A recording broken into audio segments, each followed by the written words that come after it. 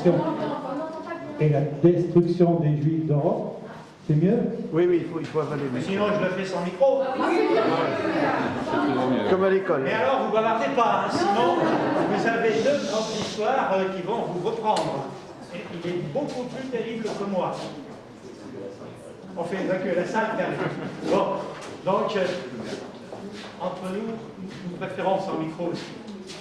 Donc, les ouvrages de M. Bensoussan, on va parler de celui-là, et puis là, l'histoire de la Shoah, c'est un que sais-je, et à mon avis, c'est dans peu de pages le meilleur ouvrage et la meilleure synthèse sur l'histoire de la Shoah. Et puis, troisième, Auschwitz en héritage, d'un bon usage de la mémoire. Alors, je vais vous présenter, bon, on attend un petit peu encore, quand même, 5 minutes. Je dirais simplement que M. Bensoussan tient dans ses ouvrages, dans les propos que vous allez entendre, un discours qui ne va pas toujours dans le sens du poil. On peut le dire comme ça, M. Bensoussan? Comme vous allez entendre tout à l'heure, et que la lecture de ces ouvrages est, comment dire, très instructive et nous oblige à repenser notre manière d'aborder, pas répéter penser, d'aborder la Shoah, Israël et la mémoire d'Auschwitz. Donc c'est pour ça que je ne fais pas l'article là, il le fait très bien, vous allez l'écouter tout à l'heure, mais la lecture de ces ouvrages oblige systématiquement à se remettre en question et à remettre en question sa vision de l'histoire. Et il a des arguments irréfutables. Alors, avant de commencer, on y va encore un peu. Madame. 3 minutes. Voilà. Alors, ils sont à votre disposition. Il y en a beaucoup plus que ceux qui sont sur la table. Et M. Bensoussan va parler pendant une petite heure, on dira, maximum. Ensuite viendra la période difficile des questions et de l'échange, qui va durer aussi à peu près 3 quarts d'heure, 1 heure. Et puis, suivi d'une dédicace et d'une rencontre informelle autour d'un sympathique buffet qui s'ébauche sur votre gauche et sur ma droite. Là, M. Bensoussan en TGV pour continuer cette pérégrination vers 19h, je crois, même un petit peu plus tard, vers Bordeaux. Car il est très demandé, et entre Paris et Bordeaux, il a fait une halte à Tours, mais il m'a fait une blague. Je l'attendais à la gare de Saint-Pierre-des-Corps, qui est, comme tout Tourangeau le sait, la vraie, la seule unique gare de Tours, et le premier paraît, il a pris, comme tout bon parisien, il a pris la navette, et je l'ai récupéré à la gare de Tours. Depuis un moment, je dirais pas d'angoisse, mais... Heureusement qu'elle est en salle. De nos jours. Voilà. Enfin, Monsieur Bensoussan donc, a de hautes responsabilités au mémorial de la Shoah, et il est l'un des personnages principaux, l'un des intervenants principaux à l'université d'été sur l'enseignement de la Shoah, université d'été qui a lieu au début du mois de juillet, disons la dernière semaine avant le 14 juillet, l'université d'été qui est ouverte en priorité aux enseignants de toute matière, y compris aux enseignants étrangers à condition qu'ils soient francophones.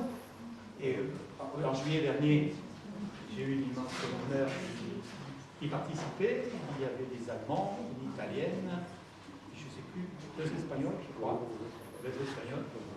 Et c'est un moment capital dans la vie de l'enseignant, qui permet de rencontrer des intervenants de très haute qualité, et puis de nouer avec les autres membres de l'université des liens qui perdurent. Donc,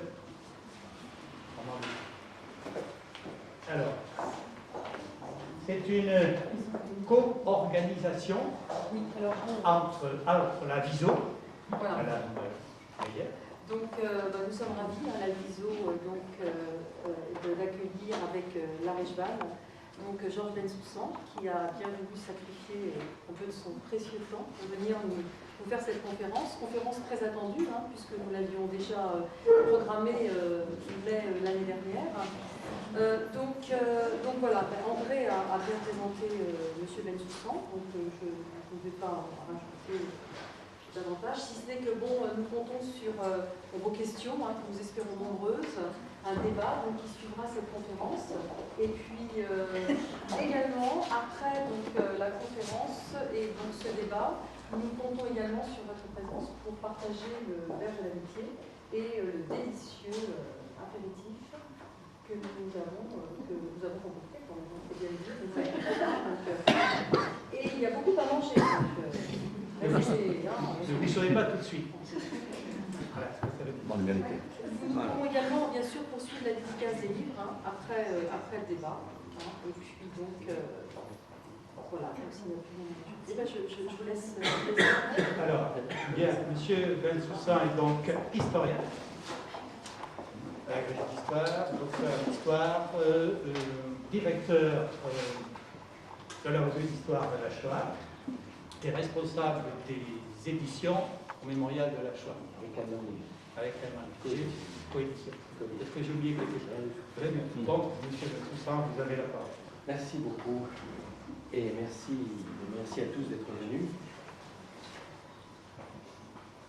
dans un contexte qui n'est pas facile pour parler d'un sujet qui n'est guère plus. Ce que dit l'ère du temps, la doxa, si vous voulez, la rumeur publique, c'est que l'État d'Israël est né de la Shoah en compensation des crimes commis par l'Europe. L'Europe aurait offert aux Juifs un État 3 ans après, en 1948. Mais on s'empresse d'ajouter, ce qui est parfaitement juste au demeurant, si cette thèse est vérifiée, que l'Europe aurait offert un État aux Juifs par culpabilité, mais au détriment des Arabes, puisque, en l'occurrence, les responsables de la Shoah sont européens, ils ne sont pas arabes, même si le monde arabe a une histoire très complexe avec ce qui s'est passé en Europe vis-à-vis des Juifs. Et pas du tout aussi linéaire qu'on le croit, mais ce n'est pas le sujet central d'aujourd'hui. Alors, ce qui est intéressant dans cette thèse qui court les rues, qui est véhiculée autant par les milieux non juifs que par les milieux juifs, par les médias, en particulier les journalistes qui ont un énorme impact. Qu'est-ce qu'un pauvre professeur d'histoire face à la puissance d'un journaliste? Un journaliste peut défaire des années d'enseignement, simplement en véhiculant un certain nombre d'idées absurdes. Et face à cette vérité d'évidence, ce qui passe pour une vérité d'évidence, ce qui est intéressant dans cette thèse, c'est que dans le fond, tout ce qui s'est passé avant 1945 en Palestine, ce que les Juifs appellent Eretz Israël et les Arabes appellent Palestine, c'est-à-dire l'histoire d'un foyer national juif en construction depuis pratiquement 60 ans, 1880-1940, ça fait 60 ans, 3 générations, ça passe à la trappe, ça disparaît complètement. Autrement dit, ce qui fait la légitimité profonde de cet État, c'est-à-dire l'enracinement sioniste dans ce que les sionistes considèrent, ça peut discuter, mais dans ce qu'ils considèrent eux comme leur patrie historique, ça disparaît complètement. Et du coup, l'État d'Israël apparaît comme totalement artificiel. Simplement comme une compensation liée à la culpabilité des Occidentaux, et pire encore, cette culpabilité, les Occidentaux s'en laveraient sur le dos d'un peuple, en l'occurrence le peuple arabe, qui n'y sont pour rien. Ce qui est objectivement ce qui est vrai, bien sûr. Alors ce qui est intéressant encore, deuxième point de cette thèse, c'est qu'elle oublie complètement qu'il y a en fait une légitimité juridique à la présence juive en Palestine en 1922. Je ne parle pas de 1947, 1948, je parle de 1922, donc avant la Shoah, effectivement, quand les Anglais reçoivent le mandat sur la Palestine donné par la SDF, il est établi dans le mandat donné par les Britanniques que les Britanniques doivent s'efforcer de construire en Palestine un foyer national pour le peuple juif sur une partie de la Palestine, 1922. Autrement dit, la légitimité de la présence juive sur cette terre n'a rien à voir avec la Shoah sur le fond, on le voit bien, mais simplement sur le plan du droit international, c'est déjà 1922. Et si on pousse la thèse jusqu'au bout, on constate une chose, mais qui correspond tout à fait à notre époque, c'est que si l'État d'Israël est né de la Shoah, et que sans la Shoah, il n'aurait jamais vu le jour, ça aujourd'hui, par exemple, on est en plein conflit entre Hamas, Gaza, Israël, etc. Un grand nombre de journalistes ont continué à répéter ça sur les ondes nationales, en particulier sur les radios périphériques. Eh bien, si on s'en tient à cette thèse-là, finalement, la naissance de l'État d'Israël est liée à l'humanitaire, au compassionnel. Ce serait une sorte d'État secours qu'on aurait créé pour des Juifs souffrants, pour des Juifs victimes, quelque part au Proche-Orient. On se demande d'ailleurs pourquoi au Proche-Orient, pourquoi pas aux États-Unis ou quelque part en Europe d'ailleurs.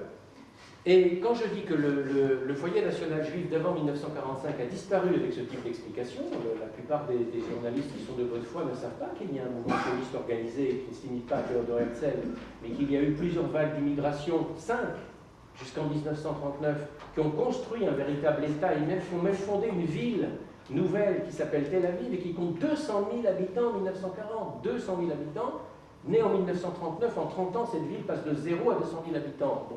Il y a donc bien une création originale là, qui s'est passée sur le rivage méditerranéen de la Palestine. Eh bien, non seulement le foyer national a disparu, mais le sionisme discrédité a disparu. Alors il disparaît d'autant plus, le sionisme, on y reviendra peut-être lors du débat, que c'est une idéologie très discréditée aujourd'hui. Le sionisme s'apparente à racisme, apartheid, à fascisme, colonialisme, etc.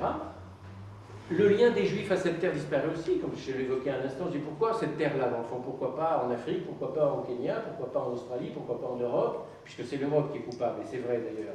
Pourquoi justement sur cette terre-là créer un foyer national juif? Alors qu'est-ce qui reste comme légitimité à l'État d'Israël? Il reste la pitié. Il reste la pitié qu'inspirent des Juifs victimes. Bon.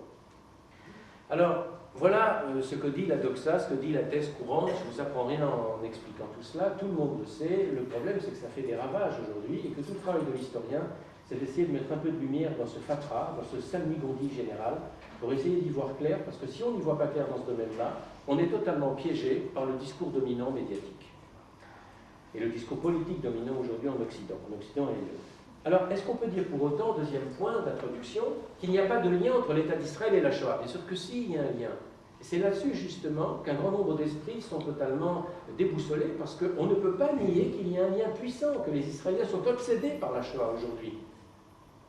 Simplement, on perd de vue qu'en 1948, quand l'État est créé, les Israéliens n'étaient pas du tout obsédés par la Shoah. J'expliquerai pourquoi dans un instant. Donc, il y a un lien réel. Mais seulement, le lien entre la Shoah et l'État d'Israël n'est pas du tout celui que colporte l'opinion. Je veux dire par là que ça n'est pas un lien historique de causalité, autrement dit, la Shoah a engendré l'État d'Israël, ça c'est un lien historique. C'est pas du tout ce lien-là, c'est un lien politique. Quelle est la différence? La différence, c'est que c'est plus un lien de causalité, c'est un lien de, je dirais, de formation politique, au sens où l'État d'Israël a été modelé, comme de la pâte à modeler, si vous voulez, a été manipulé, modelé profondément, on lui a donné une forme, jusqu'à aujourd'hui, 60 ans après son indépendance, qui est directement l'enfant de la Shoah. C'est-à-dire que la trace de la Shoah dans la conscience nationale des Israéliens d'aujourd'hui est considérable. Ça, c'est vrai.